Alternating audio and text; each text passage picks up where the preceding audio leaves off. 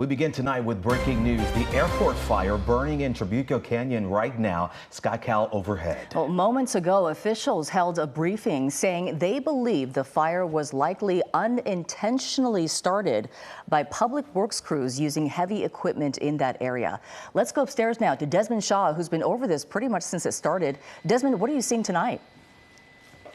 We are seeing a lot of glowing flames here as we film this over the city of Irvine. We're just off the 405 freeway. At this point, we need to kind of keep a safe distance from the water-dropping helicopters maybe in there using their night vision goggles. So we could see, though, even from this distance, just an incredible amount of open flame burning totally out of control. We've been looking at this fire since the 2 o'clock hour, and it's just amazing how much this is blown. I'm going to widen out and show you right here. This is Orange County's highest peak, Santiago Peak, and you can kind of see the radio towers right there and just how close the fire has gotten to those towers. But there are now some CAL FIRE trucks that are up there, some hand crews that are probably trying to dig out some fire lines there and work with the retardant that was dropped by those air tankers before night fell. So all the air tankers, as we know, they do not work at night, all the fire retardant droppers, but there should still be at least a couple of water dropping helicopters out here. But the best that they'll be able to do is really just kind of keep this away from homes at this point, and that's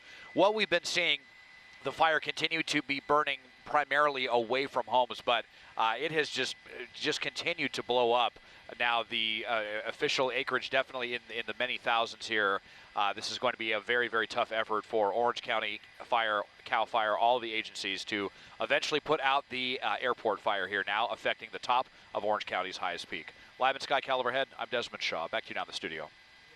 Thanks. This is Mike Rogers at the desk here. Now we're talking about the fire as well as all of the aircraft that have been on it. Now this fire, as he mentioned, started around the 2 o'clock hour, a little after 1:30 here, and they tossed a lot of aircraft at it initially, but now we know when night falls, those aircraft go away. I want to show you some other video here from SkyCal. They were overhead, as we mentioned, throughout the afternoon. There's a better look at those radio towers that you can see in the daylight hours. Now the fire, several thousand acres, as Desmond mentioned, and we're seeing a lot of aircraft that have come from Central California. We've seen them come from San Diego County. We've seen them come from really all over. If you look at that, almost looks like a little bit of a fire NATO there burning, as these fires do create their own unique weather pattern. We also did hear about at least 2 firefighters that may have suffered some heat-related injuries. We watched as one of them was kind of taken to an ambulance. But I want to quickly talk about the aircraft that are on this fire, because in our 6 o'clock hour, in the late 6 o'clock hour, Desmond and I were watching as a Boeing 737 aircraft came to put a retardant drop on the airport fire. We noticed the markings on that aircraft, excuse me, and we're able to confirm that that aircraft is actually from New South Wales, Australia,